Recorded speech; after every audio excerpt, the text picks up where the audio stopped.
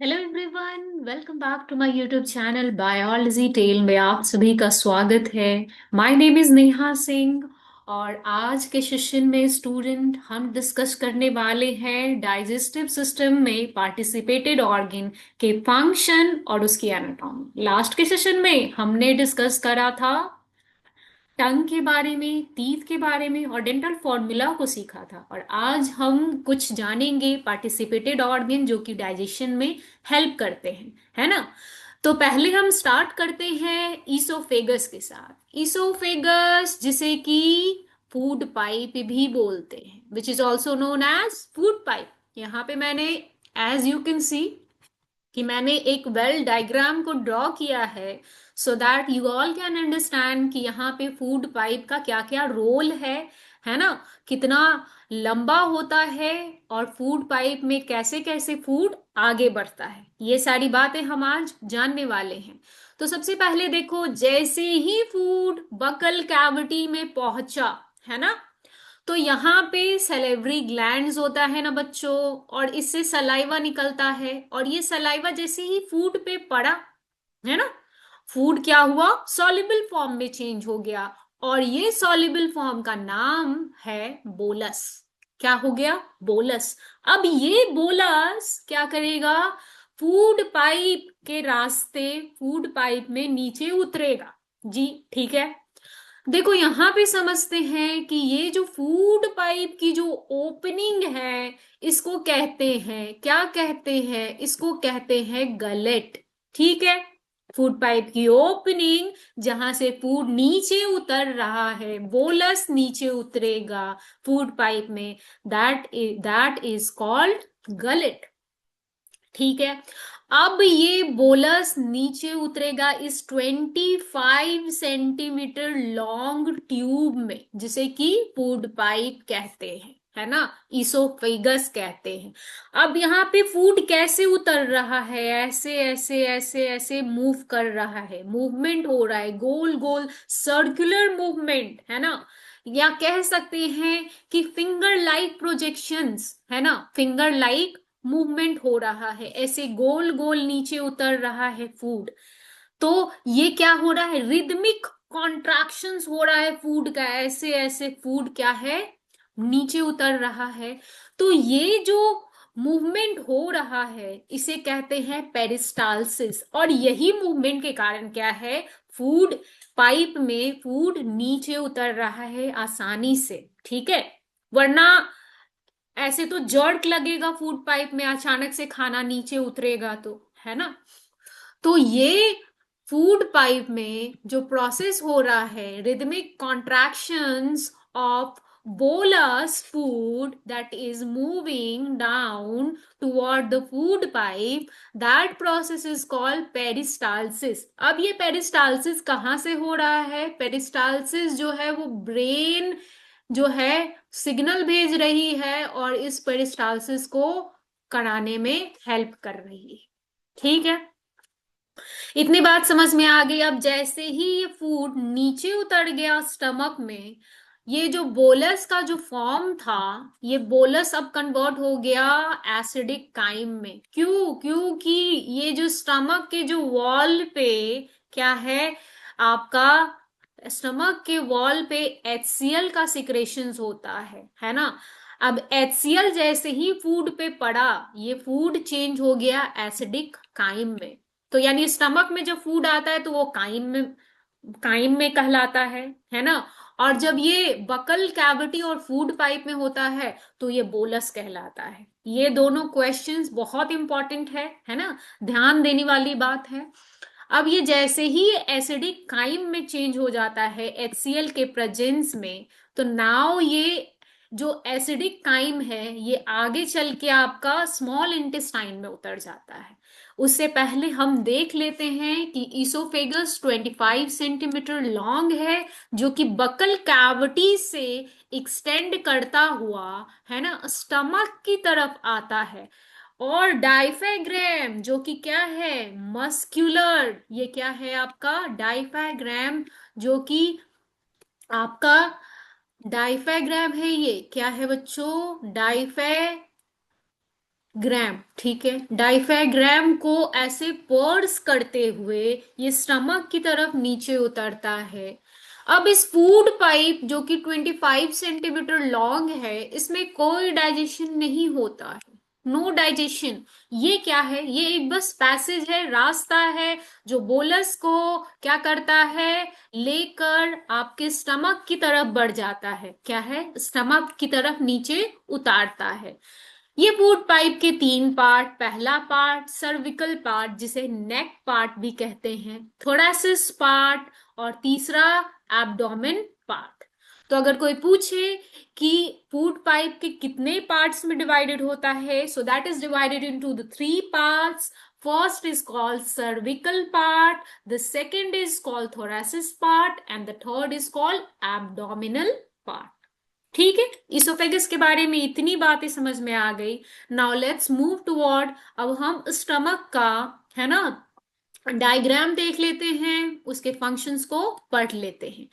तो ये देखो, ये आपका जे शेप्ड का एक मस्कुलर थैला, है ना, जे शेप्ड की एक आकृति जो कि मस्कुलर बैग है। ये हमारे हमारे एब्डोमिनल कैविटी के लेफ्ट साइड पे, कहाँ, लेफ्ट साइड के एब्डोमिनल कैविटी के लेफ्ट साइड पे लोकेटेड होता है। कौन? स्टमक। ठीक है। स्टमक भी चार पार्ट्स में डिवाइडेड होता है। पहला पार्ट कहलाता है फंडस। क्या कहला रहा है? ये पार्ट आपका कहला रहा है फंडस। ठीक है जी, ध्यान देना, मैं जहां जहां लोकेट करूंगी। ये पार्ट कहला रहा है कार्डियक। कार्डियक क्यों कहला रहा है मैम? जस्ट बिकॉज, क्योंकि ये आपका हार्ट के पास, ये जो कार्डियक, ये जो ऐसा आप देख रहे हो, ये रीजन हार्ट के पास होता है। यहाँ पे आपका क्या है? हार्ट होता है ना, ये हार्ट होता है। इसीलिए स्टमक का ये पार्ट कहला रहा है कार्डियक पार्ट। ठीक है। फिर आपका ये जो पार्ट है दैट इज कॉल्ड बॉडी। ठीक है। और ये पार्ट जो कि स्मॉल इंटेस्टाइन की तरफ उतर रहा है दैट इज कॉल्ड पाइलोरस। ठीक है जी, तो चार पार्ट में डिवाइडेड हो गई। ठीक है। अब हम देख लेते हैं कि जो ये स्टमक का जो वॉल है ना, ऐसे ऐसे देखो, चारों तरफ ग्रीन कलर से मैंने घेर दिया है। उस पे क्या है? गैस्ट्रिक ग्लैंड्स होते हैं। क्या होते हैं? गैस्ट्रिक ग्लैंड्स होते हैं। अब ये गैस्ट्रिक ग्लैंड क्या करता है? गैस्ट्रिक जूसेस को सीक्रेट करता है। क्या करता है? Gastric juices, just like HCl। अब HCl के ही इम्पैक्ट से क्या है? बोलस चेंज हो रहा था काइम में। याद आई बात? ठीक है, इतनी जानकारी स्टमक के बारे में। अब हम बात कर लेते हैं आपका, हाँ, यहाँ पे बोलस जो कि क्या था? बकल कैविटी में सॉल्युबल फॉर्म में था, है ना। अब डाइजेस्टिव इंजाइम ऑफ स्टमक जो कि गैस्ट्रिक जूसेस के प्रेजेंस में, जब इस पे बोलस पे गैस्ट्रिक जूसेस पड़ा तो ये बन गया आपका एसिडिक काइम बन गया। अब ये acidic chyme is ready to move toward where? Small intestine की तरफ ये मूव करने के लिए तैयार है। वाया, हमने लास्ट सेशन में पढ़ा था कि हिपैटोपैनक्रिएटिक डक्ट, है ना, यानी वैसा जंक्शन जहां पे आपका लिवर और पैनक्रियाज दोनों से निकलकर जो आपका ट्यूब है एक कॉमन जंक्शन बना रही है, that is called hepato pancreatic duct के हेल्प से ये क्या करेगी? आपका स्मॉल इंटेस्टाइन की तरफ एसिडिक काइम मूव कर जाएगा। अब ये स्मॉल इंटेस्टाइन जिसके ऊपर, है ना, जिसके पास क्या है आपका? इंटेस्टाइनल ग्लैंड्स होते हैं, है ना, इंटेस्टाइनल ग्लैंड होते हैं, और उसके पास इंटेस्टाइनल जूसेस सीक्रेट करता है। यानी intestinal gland secrete intestinal juices. कौन से juices? Succus entericus, that is called intestinal juices. Now let's move toward the next. क्या है भाई? Succus entericus. That is the new word for you. Succus entericus क्या है? इंटेस्टाइनल जूसेस का नाम है। अब ये सक्कस इंटेरिकस में क्या क्या कॉम्पोजिशंस होती हैं मैम?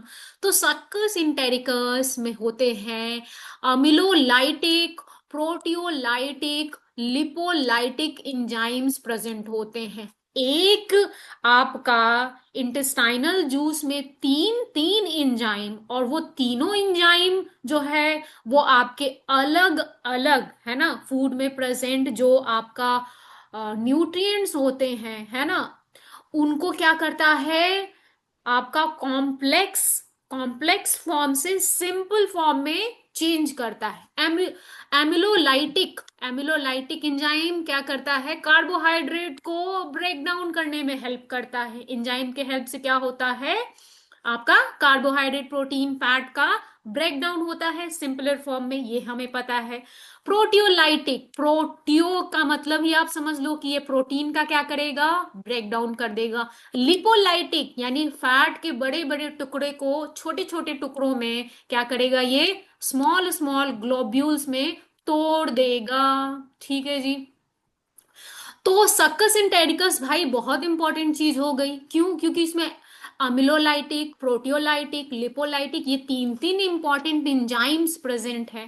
ठीक है। अब जब सक्कस इंटेरिकस दिमाग में आए तो आपको दिमाग में बस इतना याद रख लेना है कि इसमें अमिलोलाइटिक, प्रोटियोलाइटिक और लिपोलाइटिक एंजाइम प्रेजेंट होते हैं। जिसमें अमिलोलाइटिक कार्बोहाइड्रेट को ब्रेक डाउन करता है, प्रोटियोलाइटिक जिसको प्रोटीन से आप जोड़ के देख सकते हो, क्योंकि प्रोटियो ये है प्रोटीन से एसोसिएशन, तो प्रोटीन का ब्रेकडाउन करेगा। लिपोलाइटिक फैट का ब्रेकडाउन करेगा।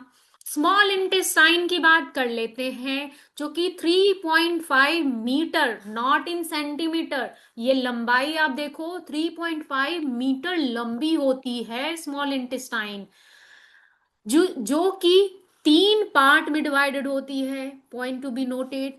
ड्यूडेनम क्या है? ड्यूडेनम पहला पार्ट स्मॉल इंटेस्टाइन का, first part. Second part is jejunum and the last part is called Eelam. ठीक है जी। ड्यूडेनम की लंबाई 25 सेंटीमीटर है ना, सबसे कम लंबाई स्मॉल इंटेस्टाइन का पहला भाग जो कि 25 सेंटीमीटर का होता है ड्यूडेनम कहलाता है। जेजुनम 1 मीटर, 1 मीटर क्या होता है? लंबा होता है। तो ड्यूडेनम कम कॉइल्ड होता है। अगर हम स्मॉल इंटेस्टाइन की बात करें बच्चों, तो स्मॉल इंटेस्टाइन हाईली कॉइल्ड होता है, लेकिन जो स्मॉल इंटेस्टाइन का जो पहला पार्ट है ड्यूडेनम, ये आपका लेस कॉइल्ड होता है, 25 सेंटीमीटर का होता है। ज्यूजेनम जो है आपका सेमी कॉइल्ड होता है, जो कि 1 मीटर का होता है। लेकिन अगर हम इलम की बात करें 2.25 मीटर लंबा होता है, लेकिन हाईली कॉइल्ड होता है। क्या होता है? Highly coiled. अगर क्वेश्चन आ जाए कि which part of small intestine is highly coiled, options में रहेगा ड्यूडेनम, जेजुनम, इलम, तो आपको टिक करना है इलम is the highly coiled of small intestine. ठीक है।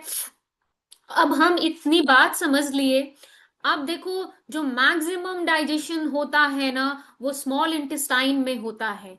यानी कि फूड का जो जितना भी डाइजेशन है, हमने पढ़ा कि माउथ से ही डाइजेशन बिगिन हो जाता है, फिर स्टमक में आता है, फिर स्मॉल इंटेस्टाइन में कुछ, फिर लास्ट इंटेस्टाइन में, है ना। लेकिन अगर सबसे ज्यादा अगर देखें कि किस पार्ट में डाइजेशन होता है, मैक्सिमम डाइजेशन, तो वो स्मॉल इंटेस्टाइन में। ये भी एक क्वेश्चन हो सकता है कि which part of a digestive system take the most digestion और maximum digestion, तो ये स्मॉल इंटेस्टाइन की बात आएगी। ये एक क्वेश्चन के तौर पे भी आप इसको पॉइंट कर सकते हो, है ना।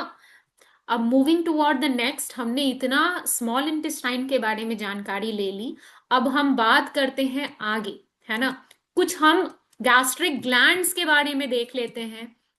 तो देखो, गैस्ट्रिक ग्लैंड्स जो कि स्मॉल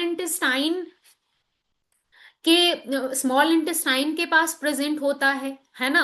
अब वो क्या था आपका? गैस्ट्रिक जूसेस, जिसे सक्कस इंटेरिकस कह रहे थे। अब वो सक्कस इंटेरिकस के पास भी 4 डिफरेंट टाइप के सेल्स होते हैं। Gastric glands possess 4 different kind of cells. पहला, चीफ और पेप्टिक सेल्स। क्या है? चीफ और पेप्टिक सेल्स। ये चीफ और पेप्टिक सेल्स क्या कर रहा है बच्चों? इनएक्टिव एंजाइम्स, इनएक्टिव एंजाइम को सीक्रेट करता है। वो इनएक्टिव एंजाइम का नाम क्या है? जाइमोजेंस। क्या है? जाइमोजेंस। दूसरा, ऑक्सिनेटिक और पेराइटल सेल्स। ठीक है, ये क्या काम करता है? पैप्सिनोजेन। क्या है? ये इनएक्टिव एंजाइम है, लेकिन जैसे ही इसके ऊपर HCl जो है, HCl पड़ता है, इनएक्टिव था ये पहले, पेप्सिनोजेन क्या था? इनएक्टिव था, लेकिन जैसे ही HCl इसके ऊपर पड़ा, ये एक्टिव फॉर्म में चेंज हो गया और बन गया पेप्सीन। यानी कि HCl क्या है? HCl आपका कैटलिस्ट की तरह काम कर रहा है। पेप्सिनोजेन इनएक्टिव फॉर्म में था, अब इसको एक्टिवेट कौन किया? HCl, और now it's change into active state, pepsin. Pepsin क्या होता है कि स्टमक में 50% प्रोटीन का डाइजेशन करता है, which is responsible for 50% digestions of protein in the within the stomach. That is also most important point. pH का वैल्यू क्या होता है? 1.5 to 2.5, है ना? ये भी बहुत इंपॉर्टेंट क्वेश्चन है। अब बात कर लेते हैं कि प्रोरेनिन। प्रोरेनिन भी क्या है? जहां भी प्रो लग जाए या पेप लग जाए, ये समझ लेना कि वो क्या है? इनएक्टिव स्टेट में है। और जैसे ही HCl इसके ऊपर पड़ता है, तो ये एक्टिवेट होके क्या में बन जाता है? एक्टिव एंजाइम के रूप में बन जाता है। प्रोरेनिन HCl के प्रेजेंस में रेनिन एक्टिव एंजाइम में चेंज हो जा रहा है ना? अब ये रेनिन जो एंजाइम है बच्चों, जो छोटे इन्फेंट्स होते हैं, बच्चे होते हैं ना, 6 महीने के, है ना, 6 to 12 मंथ के बीच के जो बच्चे होते हैं, उनमें मिल्क का डाइजेशन करने के लिए रेनिन एंजाइम रिस्पॉन्सिबल होता है। ठीक है, बच्चे इतना दूध पीते हैं बट फिर भी उनको कोई डाइजेशन या ब्लॉटिंग की इश्यू नहीं होती है। क्यों भाई? क्यों? क्योंकि उनके पास रेनिन एंजाइम का सिक्रेशन हो रहा है, जो कि मिल्क के डाइजेशन को फटाक से डाइजेस्ट करवा रहा है। HCl हमें पता है कैसा नेचर का होता है? हाईली एसिडिक, है ना? अब हम आगे की तरफ बढ़ते हैं, है ना? Moving to the next. अब देखो, जो तीसरा आपका जो सेल्स है, जिसे बोलते हैं जी सेल्स और आर्जेंटाफिन सेल्स। ठीक है, ये नाम थोड़ा सा आपको ध्यान में रखना होगा। ये आर्जेंटाफिन सेल्स क्या काम सीक्रेट करती है? गैस्ट्रीन हॉर्मोन्स का सिक्रेशंस करती है। अब ये गैस्ट्रीन हार्मोन क्या करता है बच्चों? कि गैस्ट्रिक ग्लैंड्स को क्या करता है? गैस्ट्रिक ग्लैंड्स को स्टिमुलेट करता है, जगाता है कि अब तुम जागो, खाना आ गया है, गैस्ट्रिक जूसेस तुम्हें निकालना है, खाने की डाइजेशन करनी है। तो गैस्ट्रिक ग्लैंड को जगाने का काम कौन कर रहा है? गैस्ट्रीन कर रहा है। ये कहां से निकल रहा है? विच सेल से सीक्रेट होता है? That is from G cell और एजेंटाफिन सेल्स। ठीक है, अब जो लास्ट सेल्स है, दैट इज कॉल्ड म्यूकस और नेक सेल्स। म्यूकस और नेक सेल्स, म्यूकस से ही बात पता आपको, आधी से ज्यादा बात पता चल गई होगी कि म्यूकस का सिक्रेशन कर रहा है। आखिरकार म्यूकस का सिक्रेशन क्यों होता है? क्यों हो रहा है? क्योंकि म्यूकस क्या करती है? आपके वॉल को प्रोटेक्ट करके रखती है। स्मॉल इंटेस्टाइन के वॉल को क्या करती है? प्रोटेक्ट करके रखती है। ये नॉन इंजाइम्स है, यानी कोई इंजाइम का सीक्रेशन नहीं कर रही है, सिर्फ म्यूकस निकाल रही है, जो कि एल्कलाइन फ्लूइड है, यानी ना ही एसिडिक है ना ही बेसिक्स है, लेकिन ये म्यूकोसल इपिथेलियम को प्रोटेक्ट करती रखती है। यानी कि ओवरऑल स्मॉल इंटेस्टाइन के वॉल को, जिसके ऊपर HCl पड़ रहा है, जिसके ऊपर गैस्ट्रिक ग्लैंड से सीक्रेट गैस्ट्रिक जूसेस पड़ रहे हैं, तो उससे वॉल क्या हो सकती है? डैमेज ना हो जाए, जिससे कि म्यूकस का सिक्रेशन करके वॉल को प्रोटेक्ट करने का काम करती है, म्यूकोसल इपिथेलियम को प्रोटेक्ट करती है। ठीक है, यानी सारी बातों का ध्यान रखना है हमें। गैस्ट्रिक ग्लैंड्स को भी, गैस्ट्रिक जूसेस को भी सीक्रेट करना है, और स्मॉल इंटेस्टाइन के वॉल को प्रोटेक्ट करके भी रखना है। ठीक है जी, अब हम आगे बढ़ते हैं। ठीक है, आई थिंक हमने सारे टॉपिक्स को आज कवर कर लिया है, from the oesophagus to the small intestine. ठीक है, हमने गैस्ट्रिक ग्लैंड्स को भी देखा, जिससे गैस्ट्रिक जूसेस सीक्रेट होते थे। तो आज के सेशन में हमने क्या पढ़ा? ईसोफेगस पढ़ा है, फिर आपका हमने स्टमक के बारे में डिस्कस किया है ना। फिर हमने क्या दिखा है? हमने पढ़ा है आपका सक्कस इंटेरिकस में कौन कौन से कॉम्पोजिशंस होते हैं, स्मॉल इंटेस्टाइन के फंक्शंस और उसके पार्ट्स को डिस्कस किया, है ना। फिर हमने देखा गैस्ट्रिक ग्लैंड्स देखा, जिसमें गैस्ट्रिक ग्लैंड्स में 4 डिफरेंट टाइप्स के सेल्स होते हैं।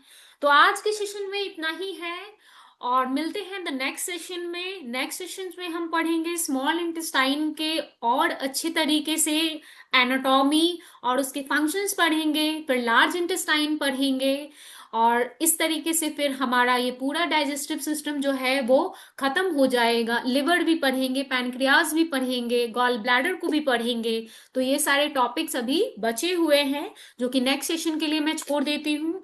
आई होप आज का सेशन आप सभी को पसंद आया हो और समझ में आया हो। तो या ध्यान से आप इस सेशन को लाइक करें, सब्सक्राइब करें और कमेंट करना ना भूलें। Thank you so much.